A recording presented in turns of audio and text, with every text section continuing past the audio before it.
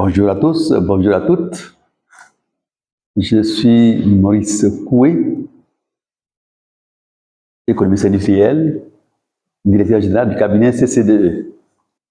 Je suis également écrivain et le cœur de mon métier porte sur la bonne gestion des finances personnelles.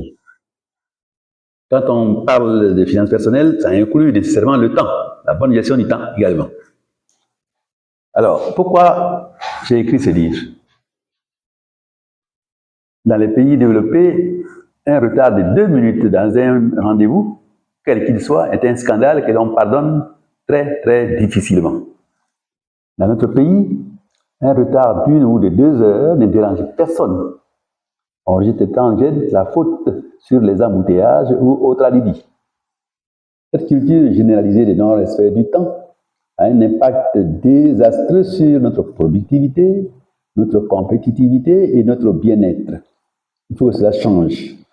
Que fais-tu de tes 24 heures est un cri de douleur, une contribution face à cette situation.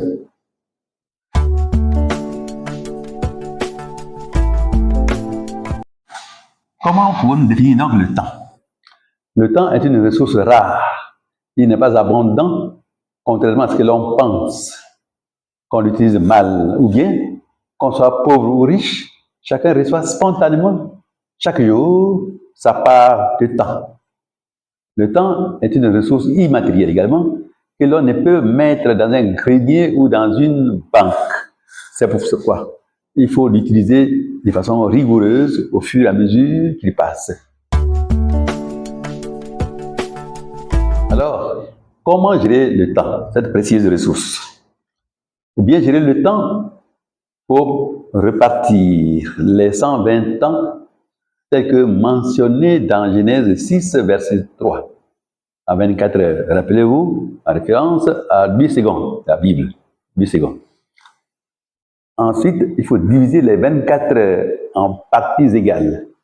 8 heures pour travailler, 8 heures pour dormir, 8 heures pour se distraire. À la fin de chaque 24 heures, vous devez en faire un bilan.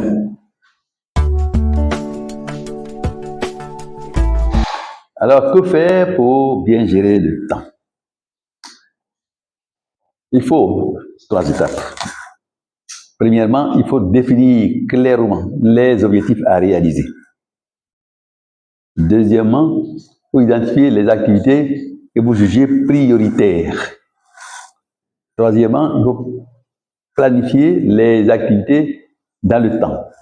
Et ça, c'est extrêmement important parce qu'il n'y a que les activités qu'on peut planifier, qu'on peut gérer. On ne gère pas le temps en tant que tel. Le temps ne nous appartient pas. Mais vous devez en tirer profit pour que vous essayiez de réaliser convenablement ce qui vous convient, c'est-à-dire les activités. Même Dieu qui est Dieu n'a pas pu gérer le temps. Il n'a fait que gérer les activités dans le temps.